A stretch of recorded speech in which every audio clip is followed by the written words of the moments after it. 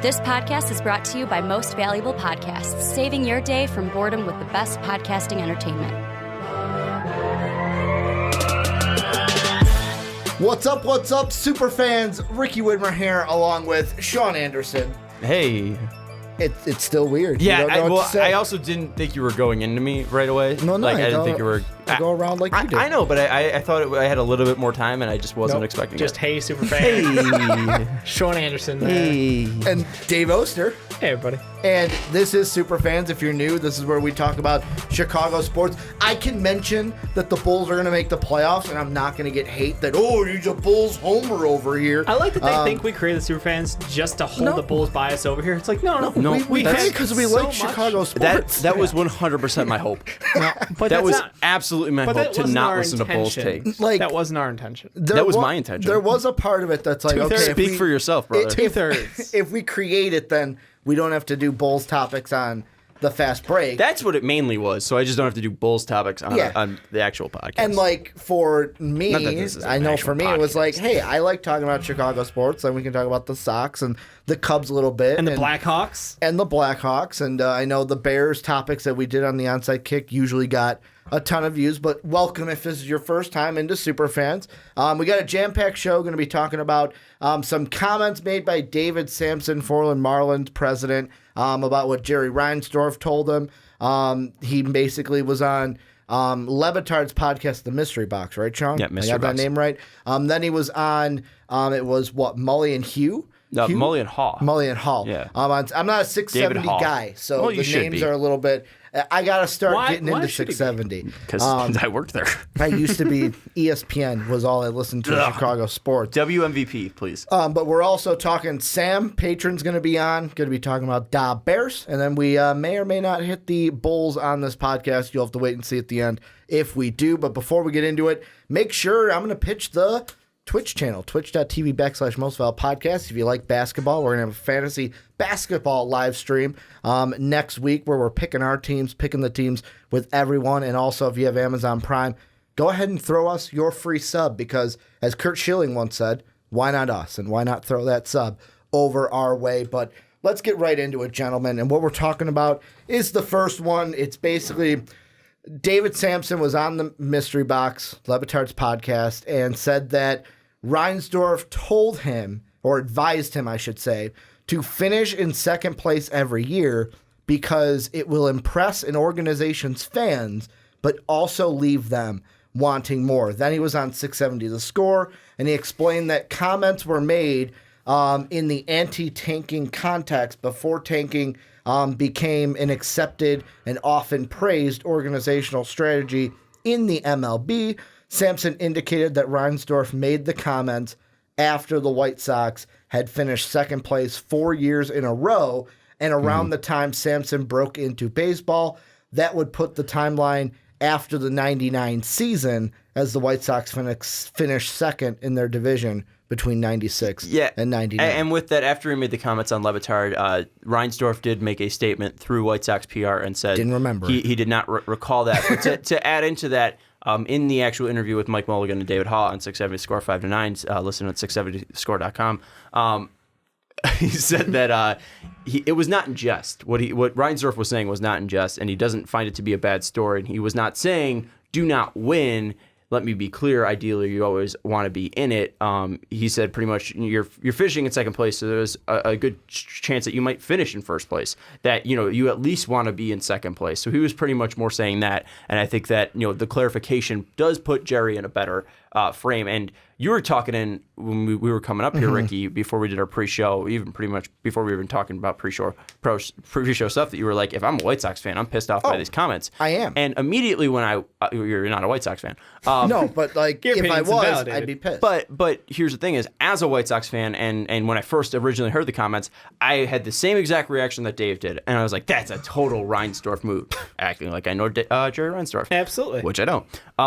But now the fact that, I've been able to hear the clarification from David Samson, I've also heard Ozzie Guillen on Mully and Haw clarify, and he's talked very highly of Jerry Reinsdorf and also has bashed David Samson, and that's important because Ozzie obviously played under Jerry throughout his whole career and then managed his first team. The Fidel stuff, right? Yes. Yeah, but then Ozzie went over and coached for the Marlins, and in that he worked under David Samson. David Samson was the president of the Marlins from 2002 until he was fired by Derek Jeter in 2017, and he pretty much kind of slandered a little bit of David Samson's character and boosted up Reinsdorf. And I believe there was another person that came on as well to support Reinsdorf and what he's been doing. So it seems after those comments have been made, it feels like they were taken a little bit out of context, and it doesn't feel like it was totally fair to jump on Reinsdorf right away. And now that more information has come out, I am backing off a little bit on this. I know White Sox fans have the natural inclination, especially after last season,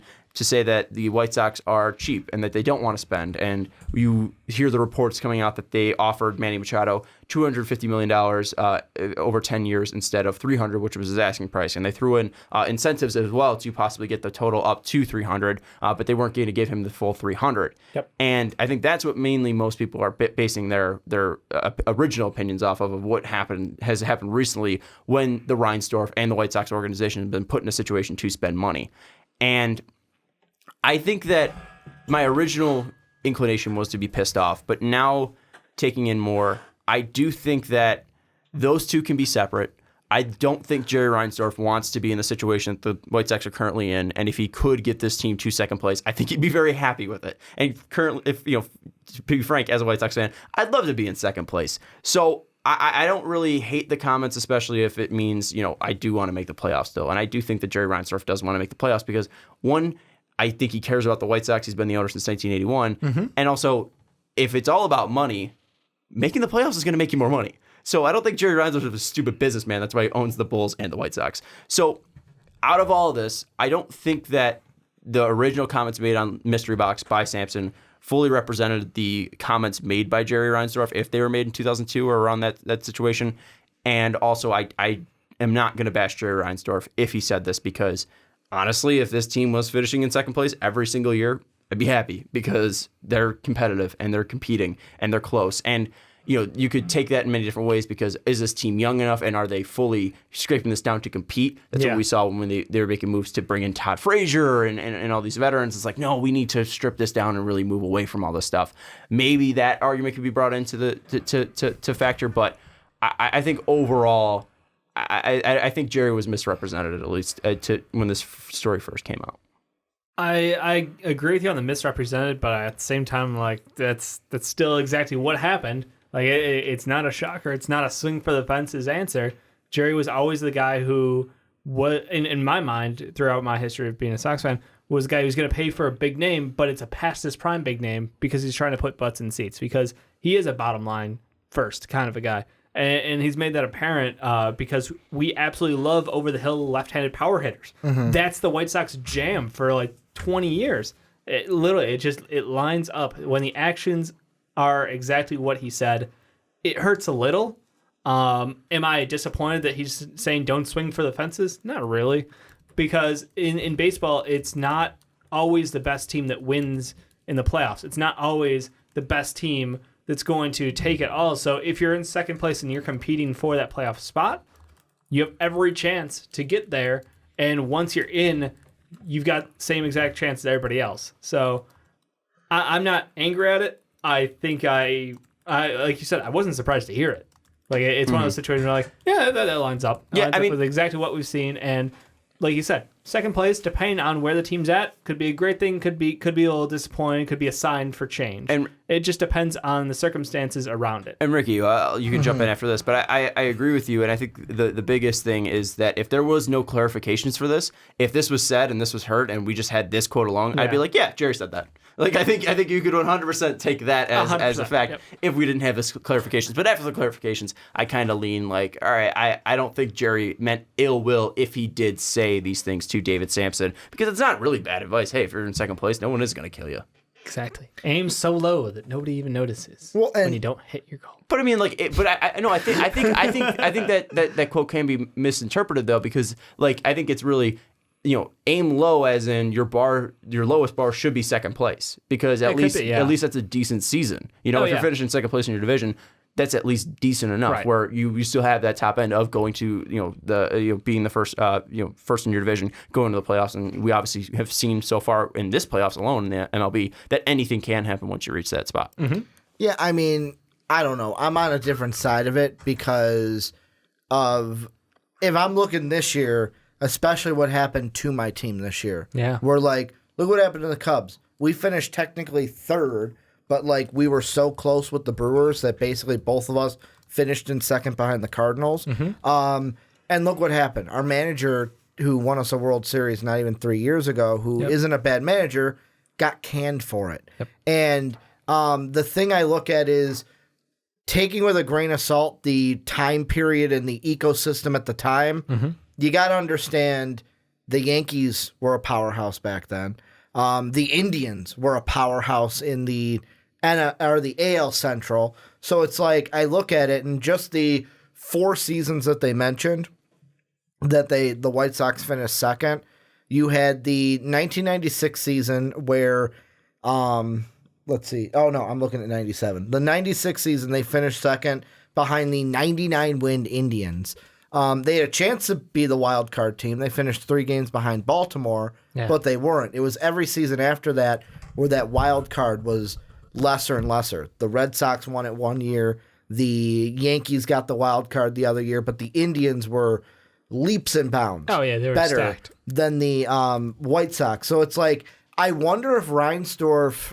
That ended off in the white flag trade, right? I think so. After the 99 year? Yeah. Okay, just making sure. Because the comments were made in 2002, so I don't want to say like, oh, well, he's speaking about that time where maybe Reinsdorf was like, well, of course we weren't going to be number 1, so that's why I was shooting for number 2. But me as a fan, if I had a GM, if I had a president, if I had a baseball operations guy, an owner, where they came out and said, oh, well, shoot for second place. Because, like, I look at it and I go, business-wise, I understand, because then there's hope around the team, and people will still buy in. But then there's a part of me that's like, so we're not trying to win? We're not trying to get into the playoffs, and actually, like, I get what Dave says, anything can happen in the playoffs, but you got to get to the table in order to win it all. Here's at least where it makes sense for me if Jerry's making the comments. And you can make the argument that, well, this sets an organizational tone for everybody, below him as well. But as an owner, you're trying to be competitive enough where people are interested enough in your product to, fill seats, to make sure that your team's relevant enough where you're making a profit on your team. Makes sense for any owner and any businessman. So for that, it makes sense. And him telling David Samson, who's president, where there's less turnovers in the spots of owners and obviously in presidents than there are in GMs and head coaches, it makes sense to have that mindset, because if you're trying to keep your job and you're trying to make sure that you're looking like you're doing a good job, you're doing that by making money. And that's for presidents and for owners, it's just by making sure butts are in seats. So for Jerry Reinsdorf to tell David Samson that, I think it does make sense from a business sense. And I think that is decent advice for at least those guys in the positions that they are to make those comments. Now, if it's the GM coming out and saying, yeah, we'll shoot for second place, well, yeah, I'm going to fucking kill Kenny Williams for that. Or if it's Rick Hahn coming out, I'm going to kill, I'm just saying, because Kenny was the GM for such a long time. Yeah, no, and when you think of White Sox baseball and it's Kenny the Williams. lead, it's Kenny Williams. Yeah. Or if Rick Hahn did as well. If they we're shooting for second place, I'm gonna kill him. Like Kenny kept his job selling because second place. Yeah, I mean, it was a 15-year run from 90 to 2005, where they were second, third. I think they were only third 3 times in that 15-year stretch. But even then, they didn't finish below third. So I do think that at least from a head of an organization like Jerry Reinsdorf make those comments, I think it does make sense. See, there's in a private conversation, like that's the thing. It's what's the context of the matter, because like we were not joking around, but like we were talking about with the whole China situation with Daryl Morey speaking publicly. It's like, what do you want to publicly represent you versus what would you say behind a closed door? And I think this is a comment where he means no ill will by it. He's trying to give advice to someone who's got an opportunity in front of him. And this is what's worked for him well up to this point in his career. So why not share that information with someone? Publicly, I agree that it's like, yeah, that might piss off some of the fan base who's like, you should always aim for best, never, don't accept anything less than success and greatness. I get that on the outside, but because as a fan, you want your team to win the World Series. That's what you hope for every year. To even into that, to delve into the context as well. I've never heard Jerry Reinsdorf speak. I don't know if Jerry Reinsdorf's a funny person or not. But what if that was also a comical thing where he was just like, oh yeah, just finish in second place, you're gonna be fine. Like if that was sarcasm or just like oh, what's your best advice? Hey, at least at least finish in second because you'll at least keep your job. Like if it's a joke, then even then I'd understand. It's a private conversation that's made public. It's a tough spot to be in if you're Jerry. I think that's why he's not speaking publicly outside of the one statement. So I understand your point of, fans want to win the World Series. 100%. That's not everybody's thought process. Like if Jerry Reinsdorf's thought process of I want to make money on the team that I own, that I 100% understand. But I think that also to that, like if he's a good businessman, he knows the most money that he's going to make is off of winning a World Series.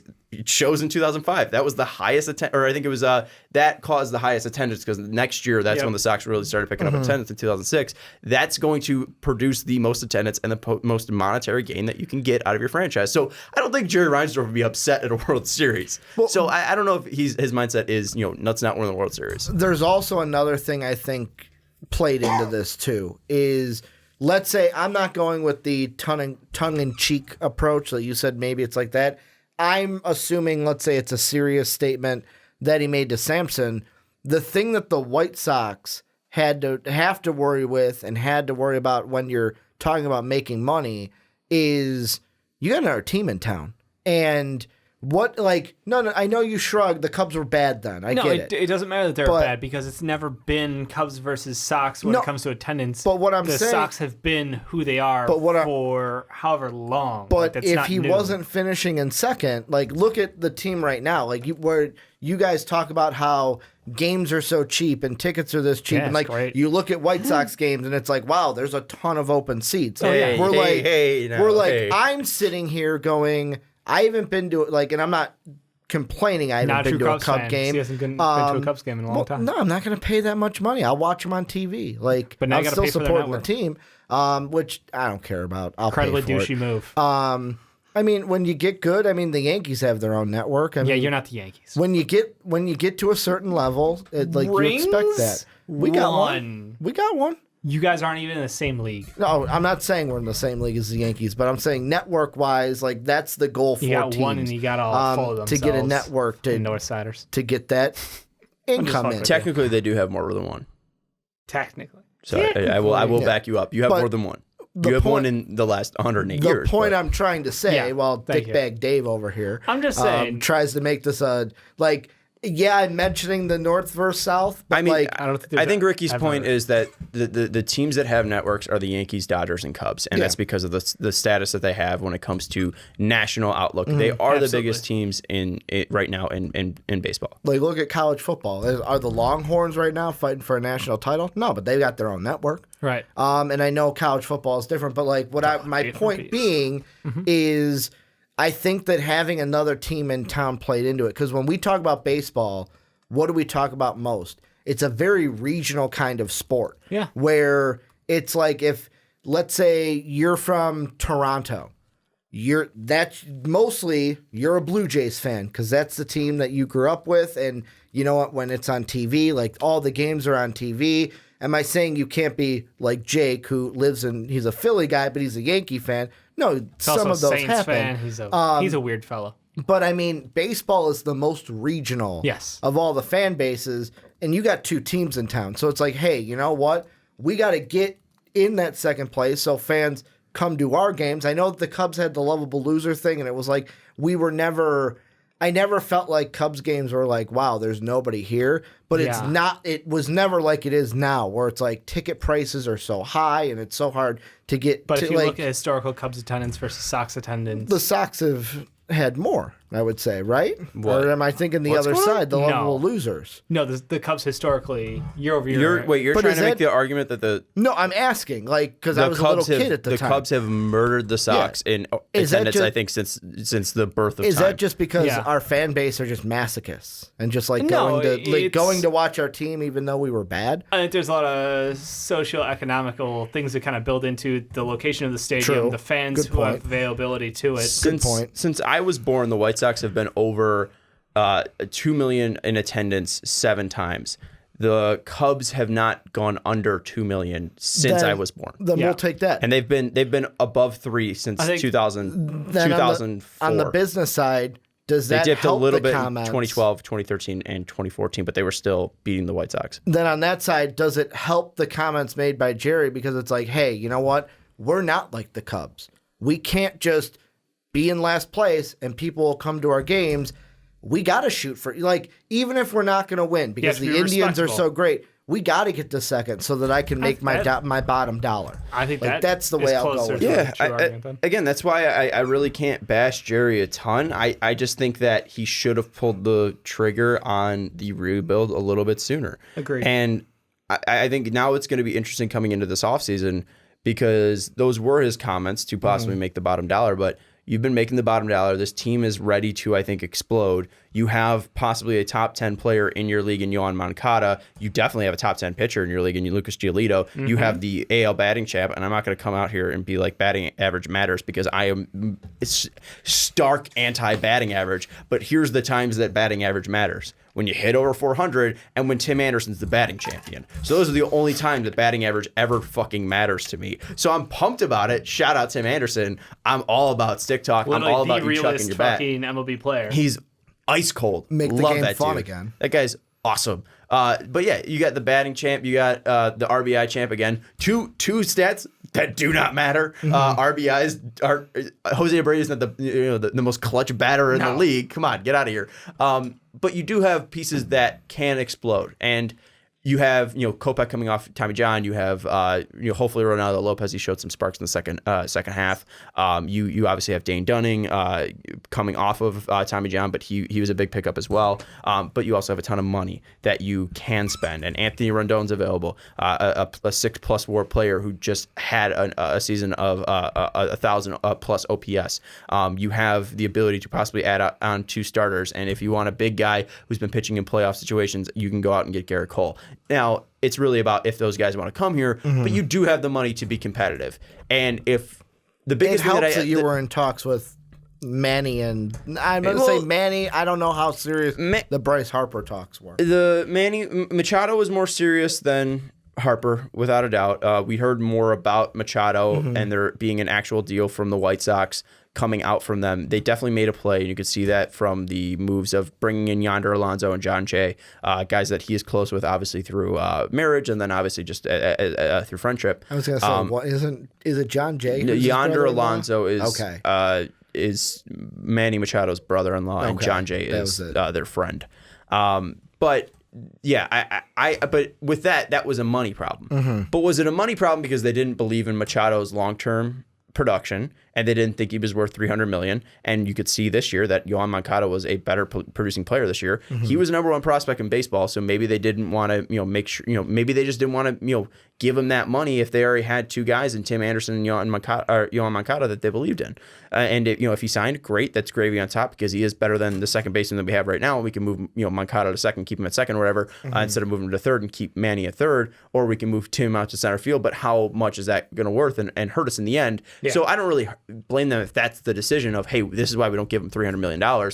If the White Sox go out there and are competitive with offers and are giving the same amount of money to Garrett Cole as whatever team he signs with, and Garrett Cole signs with that team, let's say the Angels, because that's his hometown team, I can't bash the White Sox. I just want them to be competitive with their offers. But if we short an offer again, then I'm pissed off, and then I'm taking year after year. Yeah, then I'm taking these comments a little bit more seriously. That Jerry doesn't believe that this is a team that Jerry just wants to shoot for second. He knows they're good enough to get enough people in and win enough games through the regular season. So that would be my biggest concern if he does that.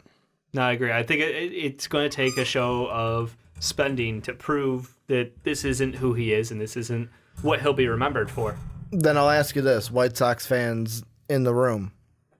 Do any free agents come? Do any? I want to say big free agents, but I'll say notable free agents. Too early to tell. I wouldn't be shocked if they were if the Nationals win the series, Rendon stays with the Nationals. That's not 100% true. Because if Strasburg declines his option, then they're going to have two massive free agents that they're going to need to make the decision on.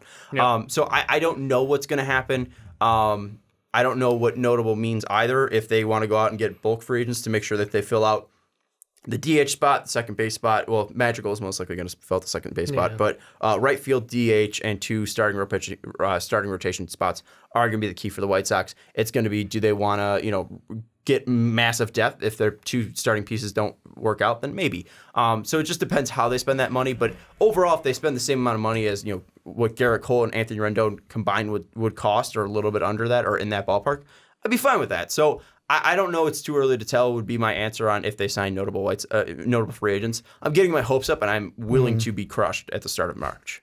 Do you think that this offseason is going to be as strange as last one with the lack of spending up front for everybody and the weird holdouts? I said no, but I immediately regretted it. So I was going to say, I feel like winter meetings this year are going to be so hot topic. I don't know if there's as much combustibility, though, with the top guys, because Keuchel was injured, and that played into the reason why he didn't get signed right away, and Kimbrel looked like dog shit in 2018, and he continued to look like dog shit in 2019. But so those were the two reasons why those guys didn't get signed right away. Even overall, Bryce Harper didn't sign until very, very late. But he wasn't getting what he thought he was worth, and he waited out and got the money. So that's what I'm saying. Do you think that's going to happen for these big names this I offseason? think so. I don't know. The original report came out and said that Rendon was offered by the Nationals 7 years, $215, and that's definitely not in the ballpark of what he's going to get. So I was saying that would be an extremely team-friendly deal. But that's an original report. We don't know when that offer was made. Oh, okay. So if that was what it was before the season, and that's that could be their starting bid. So really, I don't know what it's going to be. It's all negotiations. It's all they can come back and be like, we want 7,300, and then it goes to 7,225, and it goes to 7,275, and they're like, what about 6,260? Ooh, that's a lot. I know. But no, I think it could be anything, and if guys hit what they want or in the ballpark of what they want, they'll sign. It just depends on how quickly they want to do that. I think the biggest thing is that there's going to be more competition because there's probably going to be less money than $300 million going to two players. Yeah. The guys that are going to get that type of money, probably the biggest free agent this year will be Garrett Cole. I think he's probably going to be the most impactful, and we just know that pitchers get paid less than guys with bats because they have more combustibility when it comes to Tommy John and stuff like that. Also, the impact of an everyday player versus a once. Exactly. Yeah, a guy who's going to pitch you, once every 5 days. Yep. 2 years ago, it was J.D. Martinez that held out, right, before he signed with the Red Sox? Yes, because he wasn't getting what he wanted, and he still really didn't get what he wanted, and now he's got the ability to opt out, and he could possibly be a free agent the White Sox are looking for. So thanks for rigging him in, because he could possibly be our DH. This is where you guys come in. Let us know what you guys think down below about the comments made by Jerry Reinsdorf, but also what this kind of morphed into of the White Sox. What moves? Is it going to be moves that stick around with these comments to where, like Sean said, then it's like, oh, maybe I believe them? Or do you think the White Sox are actually going to get some moves? White Sox fans, what are you guys thinking down below in that comment section?